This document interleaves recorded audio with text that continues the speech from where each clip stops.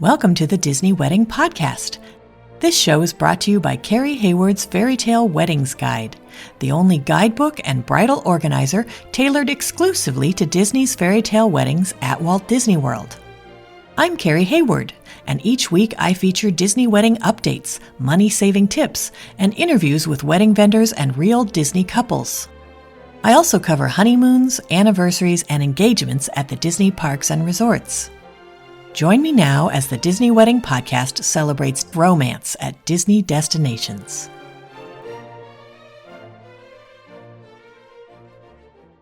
Today on the Disney Wedding Podcast, I am speaking with Disney bride Chazi Blankenship about her ceremony at the Wedding Pavilion, with a reception at Marvin Gardens at the BoardWalk, and a dessert party at UK Lochside in EPCOT. I thought you guys would be interested to hear how she chose these locations, and how she planned everything, and how it all turned out. So welcome, Chazi. How are you doing, Carrie? I am awesome. Thanks for being on the show today. Yes, thanks for having me. I always like to start at the very beginning and find out how you and your fiancé decided that you wanted to have your wedding at Disney. Yeah, so Disney has always been our favorite, like through and through. Of course, I've always wanted to be that Disney princess. And Hannah when we met, she fell in love with Disney even more so. She was already a huge Disney fan, but when we met, that was just kind of our happy place. And every time that we went together, it was just something that was very special to us. So that is definitely, I feel that it was like a no-brainer when we chose Disney for our wedding. How did your friends and family react when they found out where the wedding was going to be? So, I don't think that they were shocked. I did get engaged at Disney in front of the castle, and they know that my love for Disney and Disney princesses in general has just always been a dream of mine. And so I don't think that they were shocked at all. In fact, they were excited for us both. Oh, wonderful. How many guests did you invite, and how many were able to make the trip? So we invited about 65, and unfortunately, due to the hurricane Milton, about 40 guests were finalized and showed up. Got it. Okay, still a pretty good turnout considering the hurricane messed up all the travel plans. Absolutely, yes. Did you set up a room block for your guests? We did. We loved the idea of giving our guests a discount and also the perks that come with setting up the room block for us. We ended up staying at the Grand Floridian for a couple nights and were able to get the club level suite at a discounted rate because we did do the room block for our guests.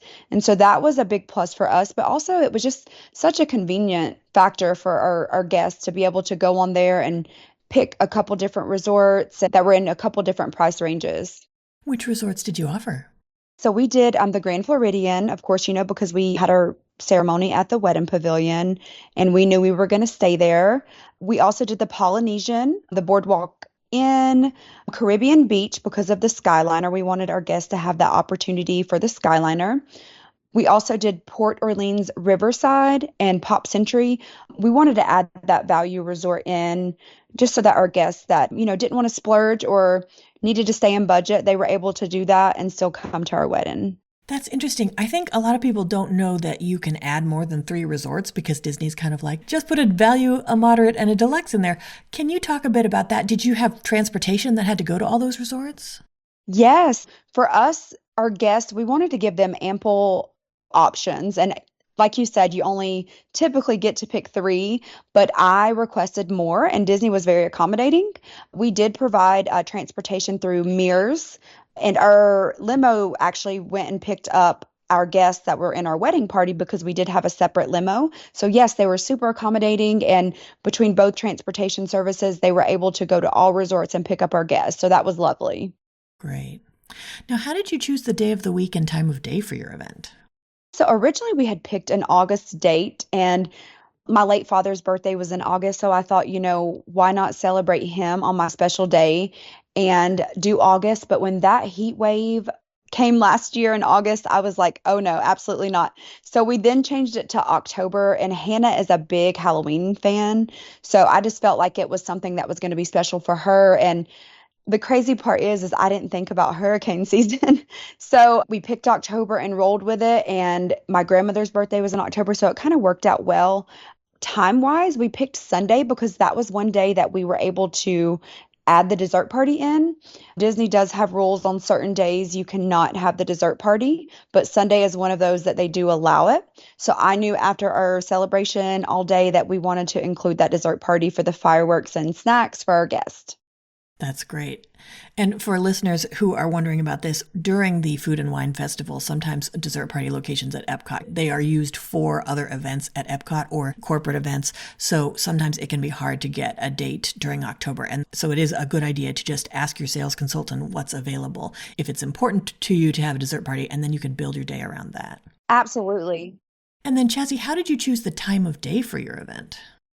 So we knew that we wanted to have that dessert party, so we really had to align all of our events to where we could get it all in one day.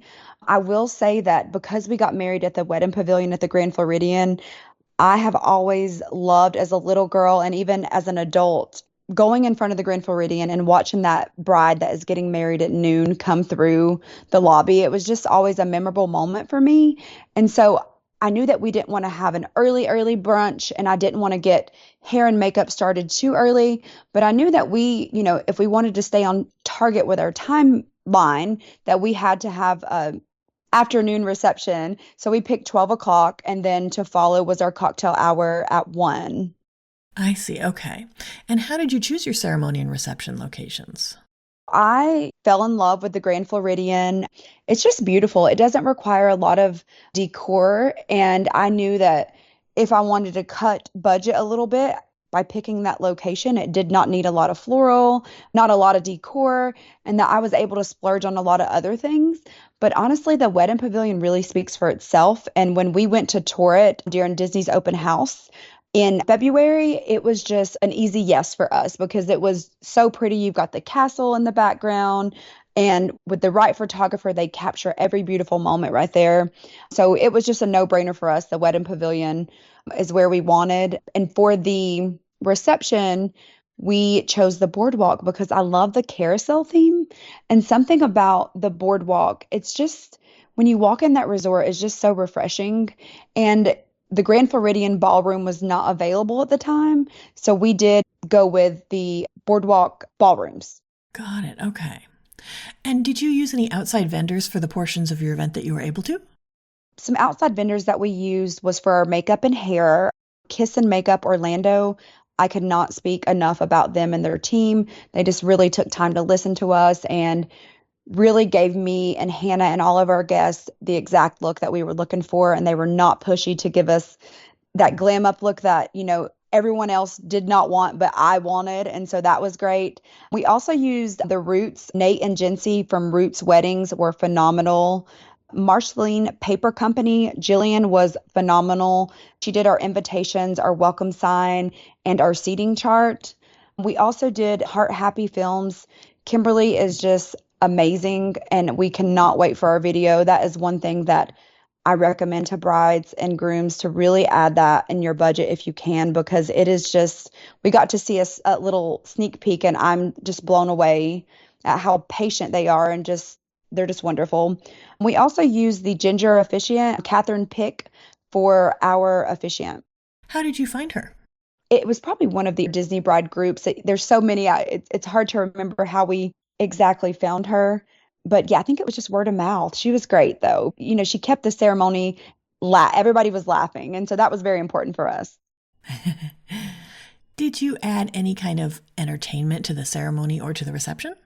We did. So we, of course, got a DJ through Disney. DJ Jason, he was great. We did Mickey and Minnie, which was a huge surprise for our guests. They were so excited. Also, we added the EPCOT dessert party. Did you pick specific outfits for Mickey and Minnie? We did. So I am such a bow girl and just a frilly girly girl. And it just so happened Minnie's outfit was the same blush color as my bridesmaids and the colors of our wedding. And so as soon as I seen her outfit, I knew it was just a no-brainer. We had to have it. Now, do you have any menu items or cake flavors from the reception that you would recommend? Yeah, so we did not get to do the cake tasting, but me and Hannah both love churros, and I think that comes from our love at Disneyland and, of course, Disney World. But Churros are very big at Disneyland, and I just remember like getting one at every stand. But we decided to go with a vanilla cake with a churro filling and buttercream icing, and it was so good. Of course, we had to have the cheeseburger spring egg rolls from Magic Kingdom. The Ohana noodles really stood out for us. We did do the brown derby Cobb salad as like a little starter for our guests. And one other thing that really stood out was the braised beef short ribs. It was just phenomenal. And we also had the Canadian cheddar soup with the pretzel bread. It was just to die for, like highly recommended. Can you tell my listeners a little bit about your dessert party at UK Lochside and EPCOT? Our dessert party was everything and more. Like, please, like, if you can, add it into your either welcome party or into your budget for after your wedding. It was great. Like the fireworks, Disney had everything set up perfectly. We did a full nacho bar. Even though we did a lot of food at cocktail hour and our reception, we really wanted our guests to have that last nightly snack. So we did the nacho bar, and then we did the Mickey dipping bar station, which if you're not familiar, they dip your Mickey bars in either Heath topping or the Fruity Pebbles, and you can pick dark chocolate, milk chocolate, and white chocolate, and then they flash freeze it so that the topping stays on the Mickey bars, and they were amazing. Like our guests loved it, and of course we had a champagne toast when the fireworks started. It was great. Did you add a ride mix in? We did. Me and Hannah love Guardians of the Galaxy at Epcot, and we knew that if we were going to do a dessert party, that was something that we could not go without. Our guests also love Guardians of the Galaxy, and there were some people that have not had opportunity to ride it, and so it's a once in a life opportunity to be able to ride after the park closes, and especially all by yourselves with your guest. And so that was just a memorable moment for us. Can you give my listeners a timeline of how the wedding day all fit together? Absolutely. So we had our hair and makeup at 6 a.m., which for us was not too early. We did hire 3 makeup artists, so that made it a little bit more seamless. We had our ceremony at 12. Cocktail hour was at 1. We did a reception from 2 to 6. And then we had an hour in between and started that dessert party at 7:30, and it ended around 9:30. And then we finished that off with the ride mix on. I will say that hour in between was great because a lot of people just really took time to freshen up or go down to the lobby and have a drink. A couple people went to Jelly Rolls and just a couple different places in between just to relax before the dessert party.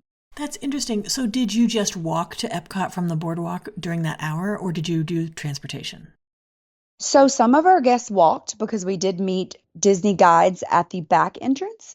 But for myself and about half of our guests, we did take the boat from the BoardWalk to EPCOT, which was great because you got time to sit down and relax. And it was so, as soon as we jumped on the boat, everyone knew I was a Disney bride. And so they clapped for me and Hannah. And it was just a moment that I will never forget. It was great. And so the driver of the boat congratulated us and got us over to where we needed to go in a timely manner. And it was awesome.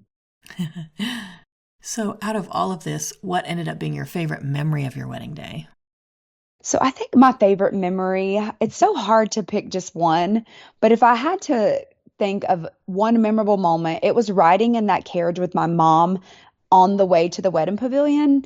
Like I said, my father did pass away, and so he wasn't there for my special day, but just having my mom in that carriage and all of the little girls and families lined up waving and just getting to wave at them and call them princesses, that is just a memory that I will never forget. And everyone telling me, you look so beautiful, and it really is worth it to add on that carriage if you can.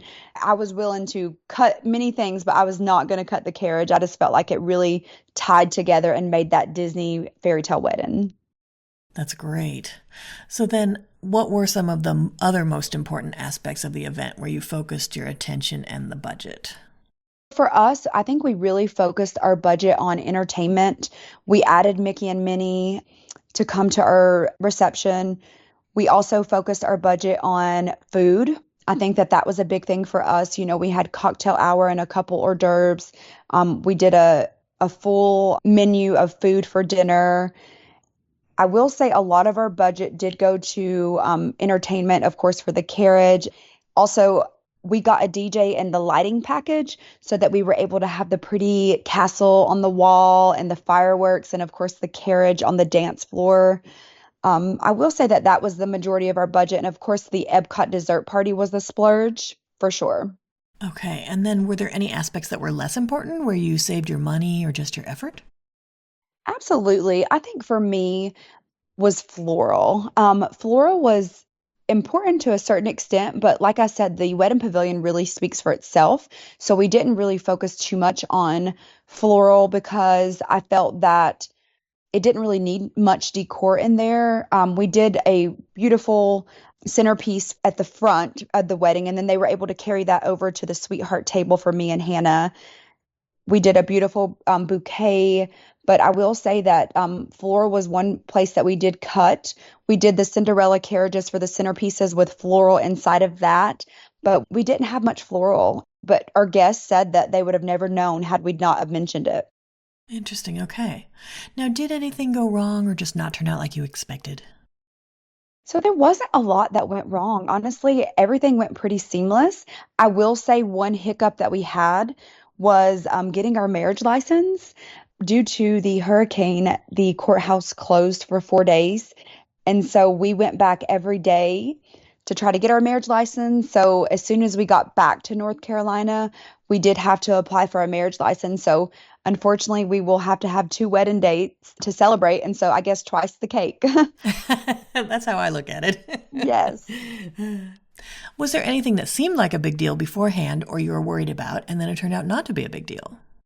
Yeah, so I will say one thing that really seemed like a big deal for me was not being able to really start to plan with Disney until it got closer to your date. I know Disney, if I'm not mistaken, I believe it was 7 months before your wedding date. You really don't hear from Disney much. So it really did leave you on like the edge of your seat, like anticipating, like, okay, all these questions that I have to ask and all the unknown.